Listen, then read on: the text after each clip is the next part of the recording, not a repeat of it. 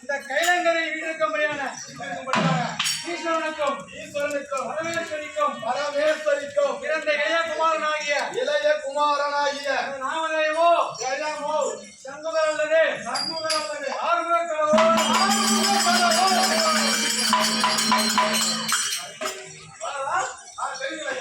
நாம் வீரமகேந்திரபுரியின் போர் சென்றிருக்கிறோம். ஆக தம்பியாகிய வீரமாதேவனை அழைத்ததாகத்தானே சபையின் அப்படியே அமைக்கும்.